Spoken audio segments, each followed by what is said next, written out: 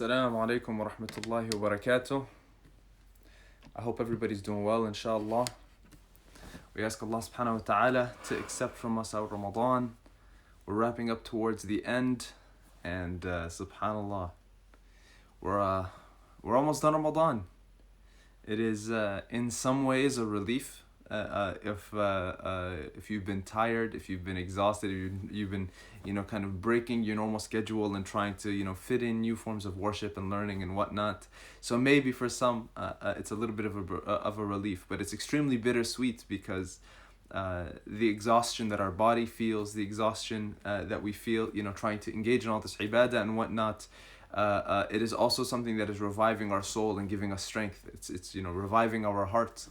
And so, subhanallah, without a doubt, even if Ramadan's momentum cannot be carried out and maintained throughout the entire year, we always hope that we can. And so maybe we're hoping, or maybe we're excited for the end of Ramadan because we want to relieve our bodies.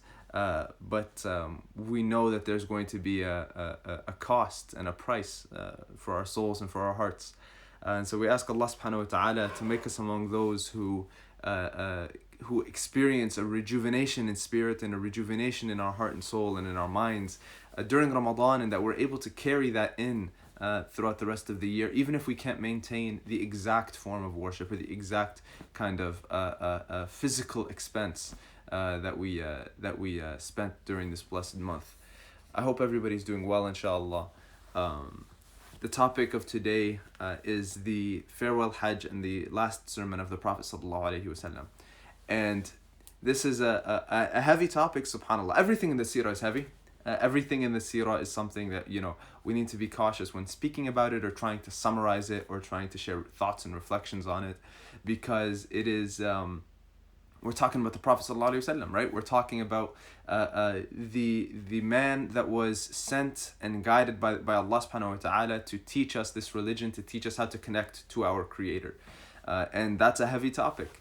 And so one of the kind of most important things, I think, is to mention this maybe as a disclaimer throughout this series, but also, anytime we hear about the Prophet ﷺ, or anytime we hear somebody speaking on behalf of Islam, be it talking about the Quran, talking about the seerah, I think it's very important for us to remember that we are not getting it directly from the original source, right? We're taking somebody's reflections, somebody's interpretations, and this is not entirely or comprehensively representative of what Islam or what the religion really is.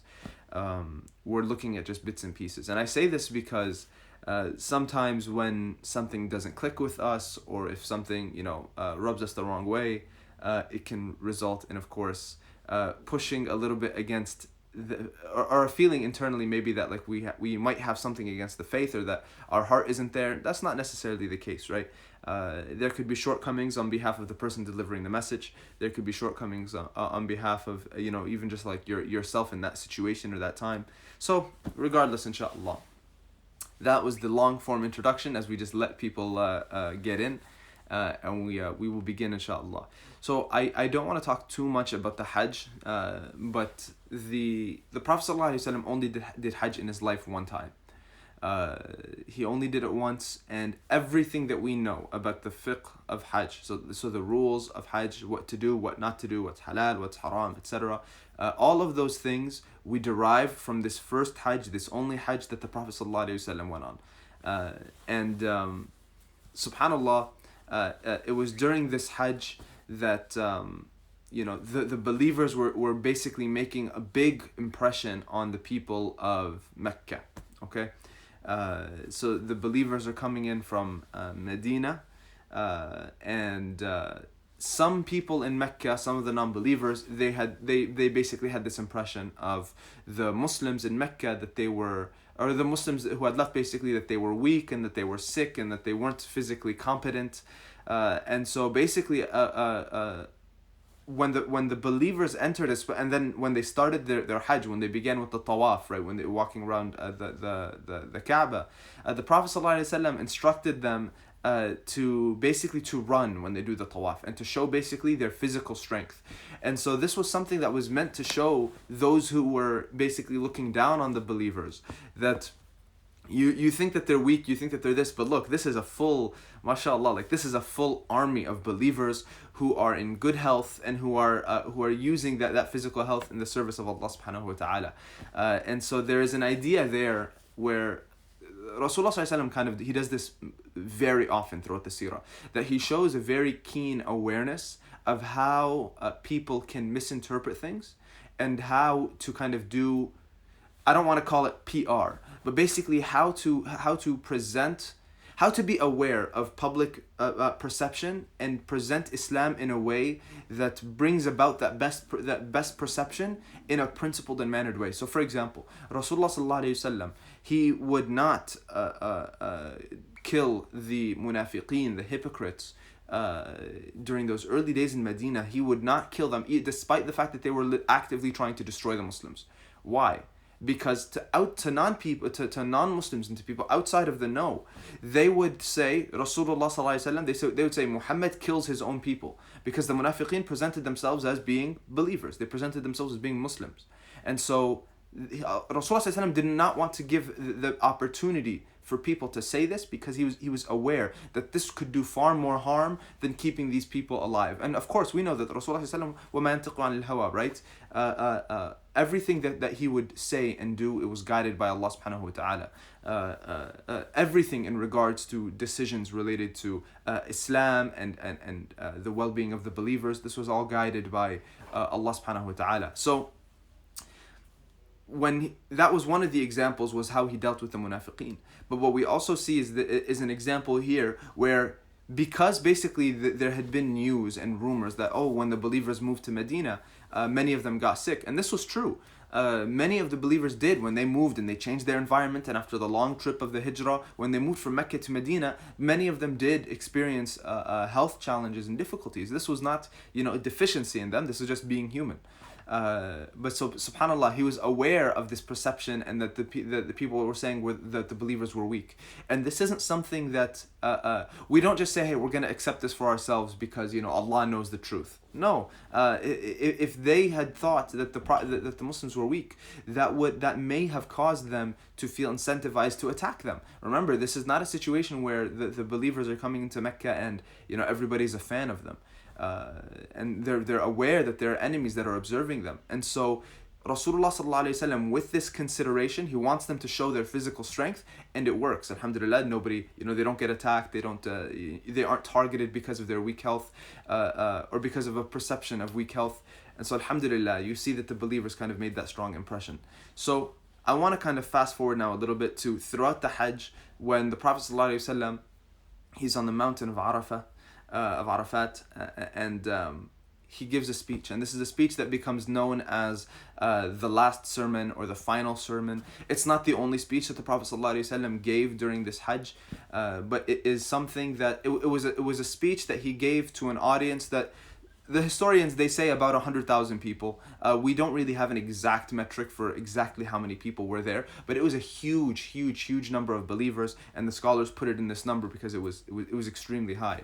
And so Rasulullah ﷺ is addressing now a massive amount of believers. And what is the advice that he's going to give them on this day of Arafah that is such a big deal? It is such an important day in the Hajj. And it's of course now it's now a sunnah that has continued, where on the mountain of Arafah you will have now the leaders of the believers on that day during Hajj. They will give these speeches. And so he gives a speech, and I kind of want to go through all of it because it's short. Okay, I want to go through all of it. Be patient with me, inshallah. I'm going to do it briefly, but because it's so short and so concise, but it hits on so many points that are still relevant today. And what that tells us is that these issues that Rasulullah ﷺ is addressing, these issues that Allah subhanahu wa ta'ala is causing the Prophet ﷺ to address, that these are human issues, that these are fundamental challenges of being human beings. Human beings, the way that we are created as faulty, flawed creatures, we are programmed in a way where we will inevitably have challenges and problems, and the struggle of life and existence is to do good, to do righteousness despite these challenges. It is not to act like these challenges are going to be erased permanently and then we will kind of progress as an ummah. No, we have to recognize that we do work to resolve these issues, but our inability in our lifetime, for example, to competently remove the existence of these issues does not mean that we failed. This is the journey of life. Our job, Allah subhanahu wa ta'ala has created challenges for us. We work, and if these issues, I mean, just to go into the psychology of it very briefly, and the way that some psychologists explain this, some psychologists and some philosophers and whatnot, there kind of seems to be an understanding that the bad things about life and the bad things that people experience and the difficulties and all of these are things that can be utilized to give our life purpose, to give our life meaning. And that not just that it is because of these negative things and these challenges that goodness can show up. Because if there was no evil, if there was no badness, if there's no difficulty in this world, then what would goodness look like? If there was nobody for you to help, right? What good are you doing if nobody needs your help? If nobody needs your good character, if nobody would benefit from any of this stuff, what is the actual point except to say I'm just doing it to please God? So it's almost like, and that's a hard level to achieve, right? Where you are just doing something just because you know God will be pleased, but there's no tangible effect, there's no tangible reward anywhere. And when we say reward or effect, I mean, subhanAllah, we know that one of my teachers taught me this. He said that I'm saying one of my teachers because I don't remember if it was a hadith or not, and I didn't look it up before preparing for this. But he was mentioning how in some situations, praise or compliments that come from people, this could be basically a bushra, ajil bushra lil mu'min, I believe is what the phrasing was. It was basically like an early good news to the believer.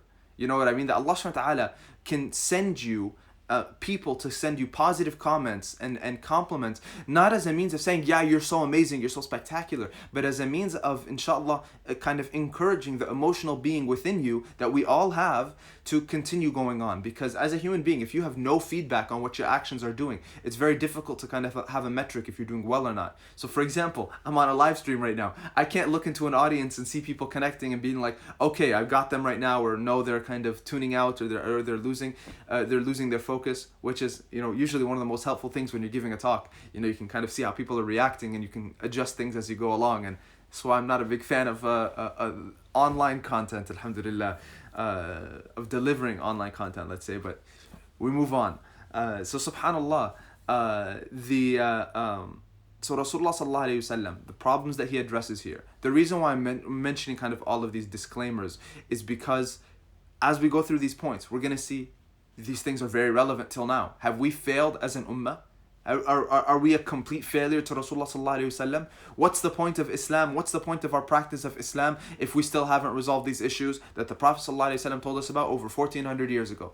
And that's a defeatist mentality. That's a mentality that ignores the reality of what it means to be a human being. And that's a mentality that if that's how we look at the seerah, all we're going to do is increase in resentment and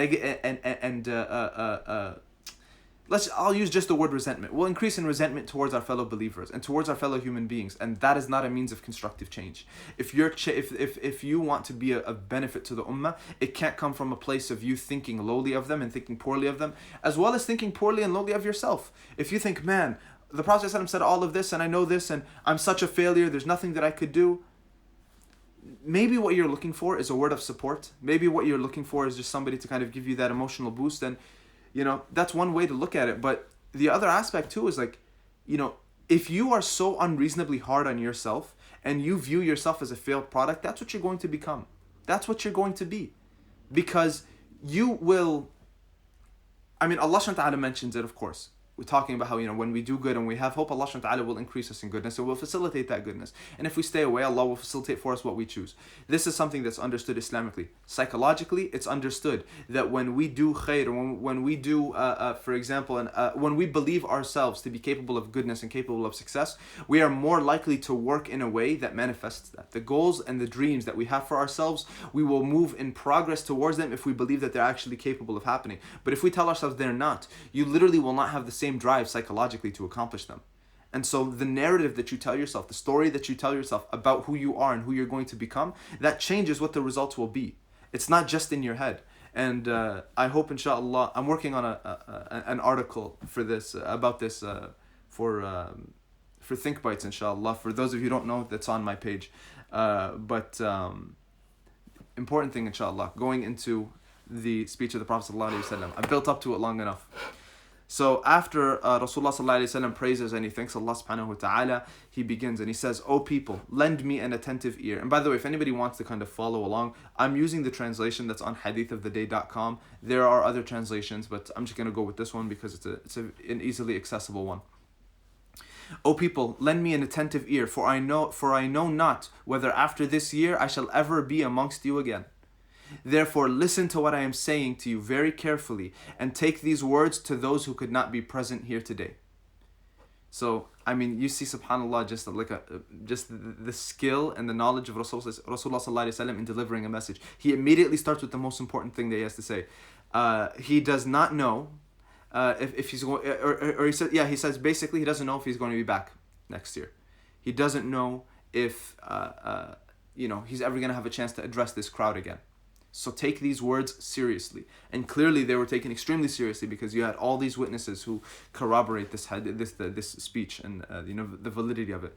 "O people, just as you regard this month, this day, this city as sacred." So he's talking about this month, he's talking about Dhul Hijjah, he's talking about this day, the day of Arafah, he's talking about this city, Mecca. So he's showing how sacred all of this place is. On this day, during this time, we all acknowledge that this is a big deal, right?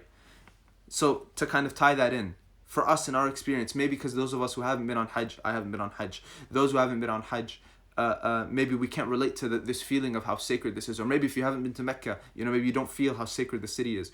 But an example would be maybe if, and Lillah al-Mathal ala, to Allah subhanahu wa ta'ala is the best of examples, but you're at the masjid on the 27th night in Ramadan, and the shaykh gets up, and you're in this masjid that you love, and he says to you, this is a really blessed night. Look at the communities all together. It's the 27th night. We ask Allah to reunite us in our masajid in good health and iman when the situations allow. But if he mentions, for example, this day, during this month, during these last 10 nights, in this blessed house of Allah subhanahu wa ta'ala, he's emphasizing all of these things that you already know are important. You already acknowledge that all of these things are important. So take heed and recognize the importance and the value of what is about to be said. Okay? So just as you regard this month, this day, this city as sacred, so regard the life and property of every Muslim as a sacred trust. So we're talking about just purely right there, the lives of the believers. "Return the goods entrusted to you to their rightful owners. Hurt no one so that no one may hurt you. Remember that you will indeed meet your Lord, and that he will indeed reckon your deeds. Allah has forbidden you to take usury, interest. Therefore all interest obligations shall henceforth be waived. Your capital, however, is yours to keep. You will never inflict nor suffer any inequity. Allah has judged that there shall be no interest, and that all the interest due to Abbas ibn Abdul Muttalib, the Prophet's uncle, shall henceforth be waived." Allahu Akbar.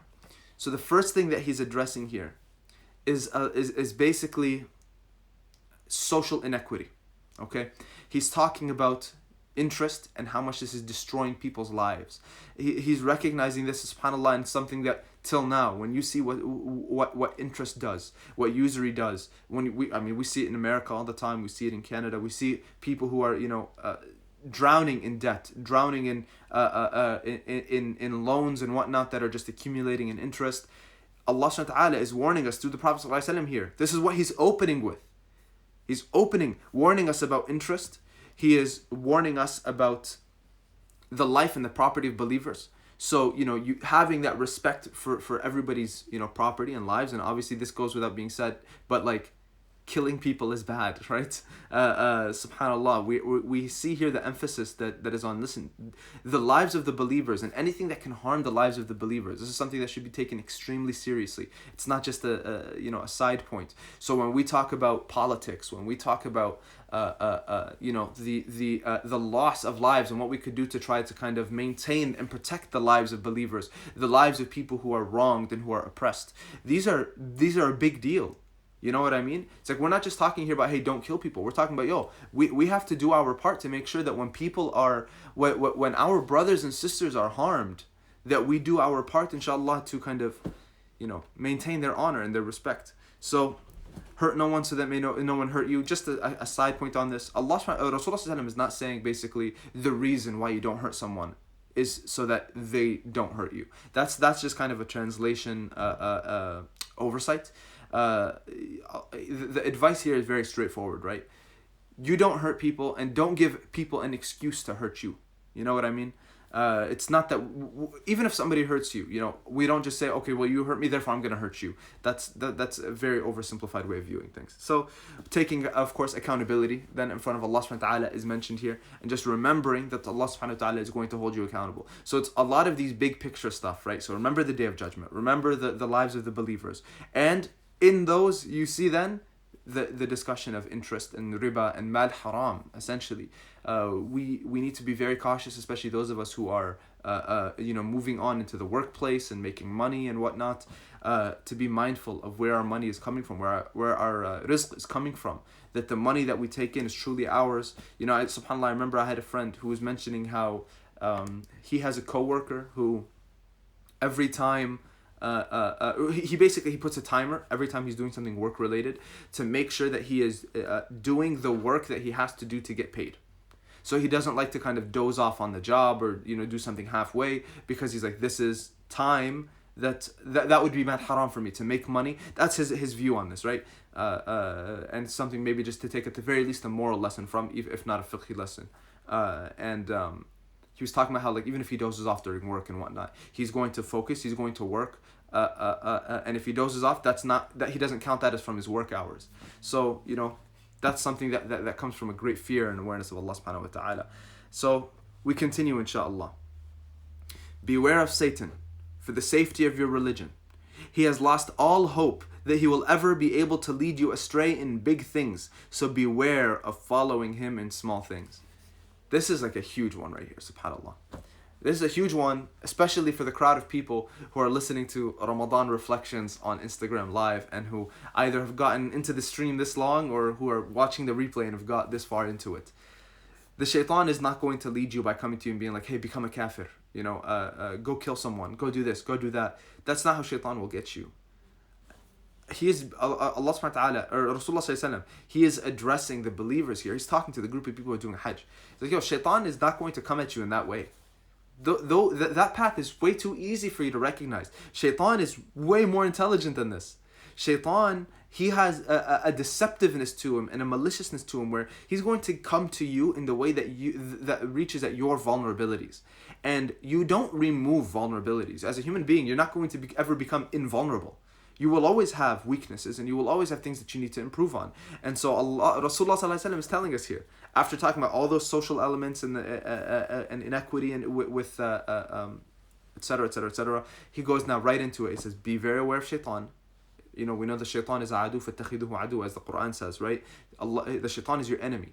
Take him as your enemy. He's not just something theoretical. Your enemy is not just your own self. Your enemy is not just the human being who's causing you oppression. The enemy is shaitan, and the shaitan is going to seep through all of this. The shaitan is going to seep through everything.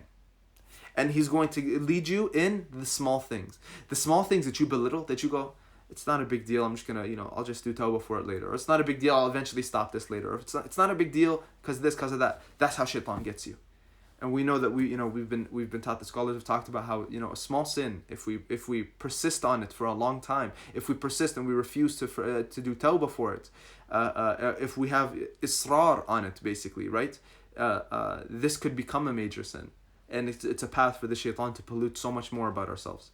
So, we continue. Rasulullah sallallahu alaihi wasallam, he says, O people, it is true that you have certain rights with regard to your women, but they also have rights over you. Remember that you have taken them as your wives only under Allah's trust and with His permission. If they abide by your right, then to them belongs the right to be fed and clothed in kindness. Do treat your women well and be kind to them, for they are your partners and committed helpers, and it is your right that they do not make friends with anyone of whom you do not approve, as well as never to be unchaste. So, all of this advice, this is all now an emphasis on the rights of women and how the women should be treated by the believing men. Okay, there's also advice here that mentions also that the women also you have rights so Allah he frames the Prophet ﷺ, he frames it here interestingly, right? He says, yes, that you have a certain rights basically that your women owe you, that your wives owe you, but you also have the rights to them. And so he lists those and he goes into those and he mentions some of these details here. And I don't want to kind of go into the nitpicking here, right? Because when it comes to a healthy relationship between a man and a woman, between a husband and a wife, a healthy relationship, it takes into account more than just let's say the literal translation of a hadith or a speech that was said many years ago.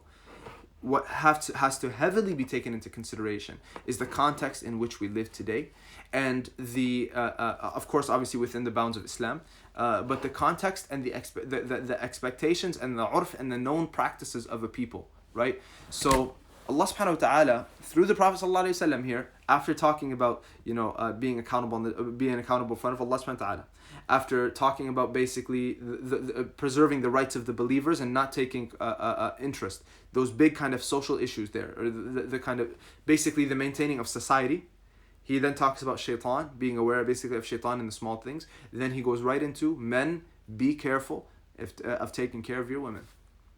That's a big deal. Not to make this a speech about feminism, but we often hear the line thrown around, we don't need feminism, we have Islam. Islam gave women their rights this many years ago, etc., etc.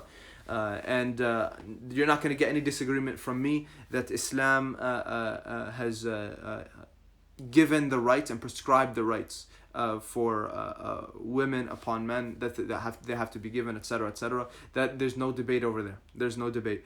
However, there is a debate about how well that is being done, and I think inshallah ta'ala, at least in some places in the world, there is an improvement in this capacity, but we're still not there. We're still not in the place where this is completely going to be resolved. And a part of that is clearly this is a human issue that is such a big deal that Rasulullah is addressing it during his farewell sermon, that the rights of women is a big deal, and it's not something that can be overlooked. And we can't reach a point today where we just say, you know what, this is not that important today anymore. Actually, we shouldn't even mention this at all. No, man.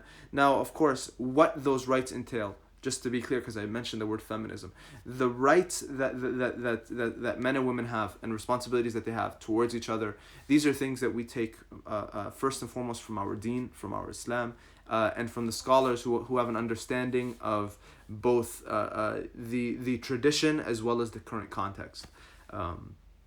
Don't just copy paste a hadith from the days of the Prophet ﷺ and say this is why you need to do X, Y, and Z. It's way more complicated than that. It's way more sensitive than that. And as for the use of the term feminism and stuff like that, I don't want to get into that, but just I say this just as a warning, because online and on social media, the way that these topics are addressed is often very toxic. Before ranting about what you hate about this ideology or what you dislike about this ideology, just know and recognize that different people define it very differently, and it's more important for us to focus on the specifics, to focus on the specific things with the specific root issues that we are trying to resolve, and how Islam plays a role in resolving those issues. That should probably be the highest priority for us in terms of that discourse. But beyond that, the main point that I want to take from this is the recognition from Rasulullah sallallahu alaihi wasallam that this is such an important point and such a timeless point that it has to be that it was said then, and that it will maintain relevance until Allah knows when. So we continue inshallah. O people, listen to me in earnest. Worship Allah, perform your 5 daily prayers, fast during the month of Ramadan, and give your wealth in zakat. Perform Hajj if you can afford it. The 5 pillars of Islam. So reiteration now. Rasulullah is emphasizing this, right? He's mentioning specifically these 5 pillars. He's listing them out. Nobody can debate about what the 5 pillars of Islam are. They are right here. We worship Allah subhanahu wa ta'ala. We perform our salawat. And again, salah, the first deed that we present to Allah subhanahu wa ta'ala on the Day of Judgment, right? This is a big deal. It's a big deal. Please, after Ramadan, if you struggled with your salah during this month, or maybe if you didn't struggle, maybe if you did fine, use a habit tracker if you need to, right? Use a salah tracker. Use a whiteboard in your room. Do something to make sure that you are maintaining your salawat. even if you don't feel like your heart is fully there. There's a lot of lectures about that. If you want to look that up online and say, how do I focus in my salah? How do I feel my salah? There's a lot of beneficial content out there. And of course, we see the mention of fasting Ramadan. We ask Allah subhanahu wa ta'ala to accept our Ramadan. Here we are, alhamdulillah, trying to maintain the legacy of the Prophet sallallahu alaihi wasallam. We ask Allah to accept from us. And so then the ending, inshallah, or towards the ending now. All mankind is from Adam and Eve. An Arab has no superiority over a non-Arab, nor a non-Arab has any superiority over an Arab. Also, a white has no superiority over black, nor does a black have any superiority over a white, except by piety and good action. There's no differentiation between any of us in terms of our ethnicity, in our race, except in our piety, in our taqwa, in our awareness of Allah subhanahu wa ta'ala, our worship of Allah subhanahu wa ta'ala, and our good actions, the amal, the actions that we have to show for that piety. So, subhanAllah, racism is being addressed here, nationalism is being addressed here. Allah subhanahu wa ta'ala is addressing these things as fundamental human challenges that we will be struggling with for a very long time. The existence of these issues still now is a testament that we should be fighting them within us. And that, we ask Allah just to protect us, man. We need to have an understanding that Islam and the Ummah is far more than just yourself. And if you only view, we've talked about this a little bit before, I believe, but if we only view the Ummah as being our group, our clique, our kind of whatever, this is not only going to affect our relationships with people outside of the groups, but it affects our own heart. You will struggle to find the happiness in seeing the believers succeed, or the sadness that is needed to make dua for them, if you fail to view them as really being part of you, part of the same ummah. If we keep viewing people as outsiders, as looking for excuses to treat them as lesser, we will end up causing harms both in our arrogance and in our dhulm, in our oppression to other people, in the way that we speak about them and that we treat them. This is not a joke. It's not a joke. And just because some factions have sort of taken over discourse on things like racism and social justice and whatnot, it doesn't mean that Islamically that we don't have something to say about these things. It doesn't mean that Islamically we don't care about these things. It doesn't mean that Islamically our focus is just on worship and that's it. No. It's not as simple as that. Human beings, we have a part of our worship. A part of our worship is to be aware of our social context and to fight against social injustices in the best of ways. Sheikh Omar Suleiman has a good series called the 40 Ahadith on social justice. I believe it's on the Yaqeen Institute channel. It was done a few years ago, 2 or 3 years ago, I believe. Check it out, 40 hadiths on social justice. Learn that every Muslim is a brother to every Muslim, and that the Muslims constitute one brotherhood. Nothing shall be legitimate to a Muslim which belongs to a fellow Muslim unless it was given freely and willingly. Do not therefore do injustice to yourselves. Subhanallah. Just emphasizing the point that we just mentioned. Remember, one day you will appear before Allah and answer for your deeds. So be aware. Do not stray from the path of righteousness after I am gone. And this point, subhanallah, here, we see another reminder. Earlier on, he mentioned, subhanallah, the Prophet ﷺ mentioned being accountable in front of Allah subhanahu wa ta'ala on the Day of Judgment. Well, he didn't say the Day of Judgment. He said that you will be accountable in front of Allah. And now, again, he mentions it fairly explicitly. He says, one day you're going to appear in front of Allah subhanahu wa ta'ala and answer for your deeds. Just visualize that for a second. Just literally close your eyes and imagine that you are being held accountable in front of Allah subhanahu wa ta'ala for what you have done. It's a heavy thought, man. It's a heavy thought. And I struggle to feel, when I'm thinking about that, I struggle to feel like I have something to show Allah subhanahu wa ta'ala that will earn me paradise, or something that will show that I really was grateful for the actions or for the goodness and the khair that Allah subhanahu wa ta'ala has given me. It's incredibly difficult, man, to just visualize that in your head and be like, you know what, I think I've done enough. I think I'm fine. I don't think I have much to do. And that thought should push us forward, inshallah. Because at the same time, while that scares us, our shortcomings scare us, we remember the mercy of Allah subhanahu wa ta'ala. And so knowing that mercy, out of gratitude, we should want to do more. Knowing that mercy, we should know that this is not something to make us feel defeated, but something to encourage us to move forward. And so we wrap it up, inshallah. O people, no prophet or apostle will come after me, and no new faith will be born. Reason well, therefore, O people, and understand the words which I convey to you. I leave behind me two things, the Quran and my example, the Sunnah. And if you follow these, you will never go astray. That's the last advice before he wraps it up, subhanAllah. And it's the Quran and Sunnah, man. What are we doing to connect to the Quran? What are we doing to connect to the Sunnah? If you just make it a habit for yourself to add one new Sunnah into your life after this reminder, I will be incredibly happy.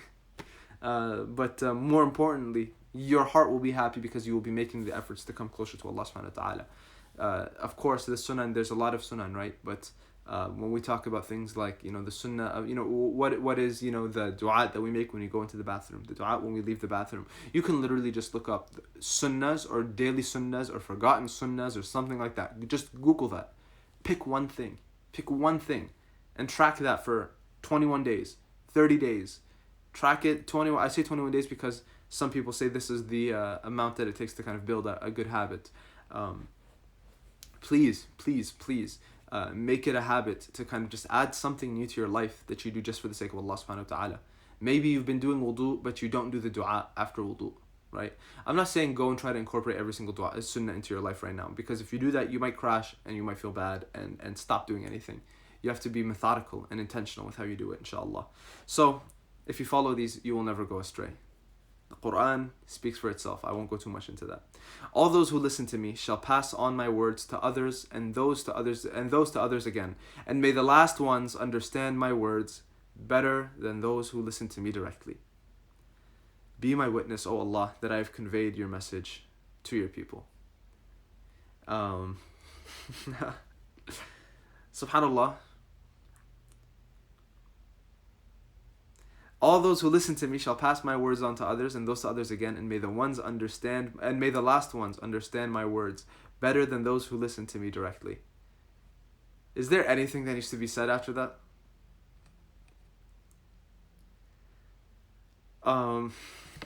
May Allah subhanahu wa ta'ala make us among those who understand His words, who work to follow His sunnah, follow His example, to purify our hearts in the way that He taught us to purify our hearts, to connect with the Quran and feel the message of this deen in the same way that the Prophet ﷺ and the companions felt it.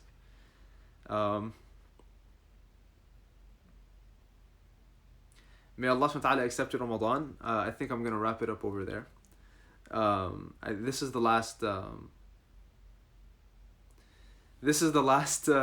speech or the reflection that I'm going to be doing on this series. We're going to have, inshallah, I believe tomorrow, there's going to be one more by Brother Khurram, and there's going to be, we're going to have kind of a group reflection session after that. I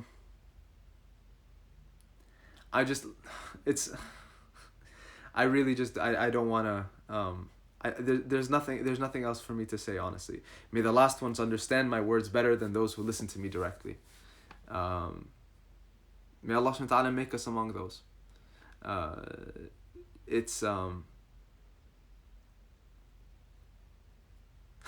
Okay, this is too much, man. This is too much. I'm struggling to say what I can. I'm struggling to kind of articulate how I feel about these verses, because you see so often Rasulullah sallallahu alaihi wasallam was extremely conscious and extremely aware that his message was till the end of time, that his message was going to be heard and felt by people so much longer, so much after. And if Rasulullah sallallahu alaihi wasallam was aware, it's like Rasulullah sallallahu alaihi wasallam is reaching out through time to us. Like, that's the only way that I can interpret that. That's the only way that I could think of that. It's like he's telling people, deliver this message to everyone. Every believer needs to hear these things. Every believer needs to hear these things. So be aware of the small sins. Don't be little sins. Be aware of maintaining the obligations, the 5 pillars of Islam. Be aware of your rights towards the spouses and towards the women in your lives, and the women towards the men in your lives. Be aware of their rights and treating them righteously. Be aware and be very mindful of falling into the major sin of arrogance that manifests in things like nationalism and racism specifically.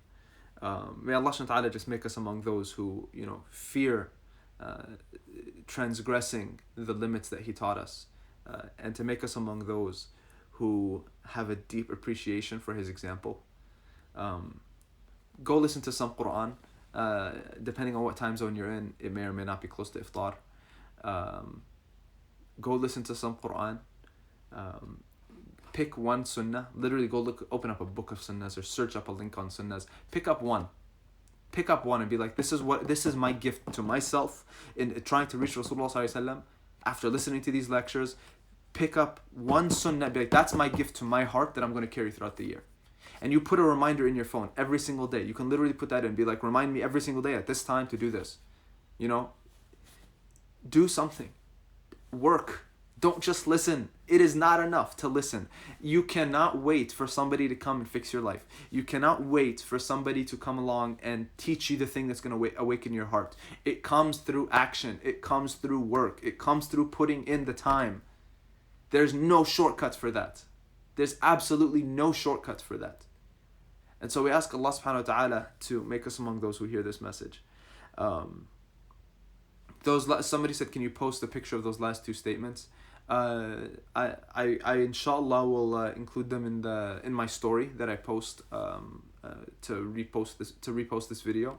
But if you just look up the last sermon of the Prophet ﷺ, the link that I'm using again is from hadithoftheday.com.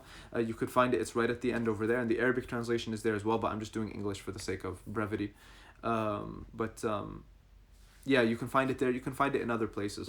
But yeah, that specific last part was may the last ones understand my words better than those who listen to me directly. And Rasulullah ﷺ, those words may have been, for example, reaching out. Maybe the Sahaba at that time understood it as, tell every one of the believers who are around us right now, tell this to them. Make sure, may the ones who were the last ones to hear it, who weren't even here, may they understand it even better. Maybe, wallahu ta'ala alam. I have no doubt. This is something that is timeless, right? This is something that is for all of us. But the Sahaba may have heard it and understood it one way. But I think us as believers, 1400 years later, we understand it. We understand the significance, I think, of these words, and we ask Allah subhanahu wa ta'ala to help us really internalize that. I'll wrap it up over there. Jazakumullah khair, everybody, for tuning in. It has been an absolute pleasure doing this series, and I'm excited, inshallah, for the conclusion by Brother Khurram tomorrow. Please tune in, as well as for the kind of the final stream that we're all kind of going to join in on the last day. سبحان اللهم وبحمدك أشهد أن لا إله إلا أنت نستغفرك ونتوب إليك والعصر إن الإنسان لفي خسر إلا الذين آمنوا وعملوا الصالحات وتواصوا بالحق وتواصوا بالصبر. جزاكم الله خير. السلام عليكم ورحمة الله وبركاته.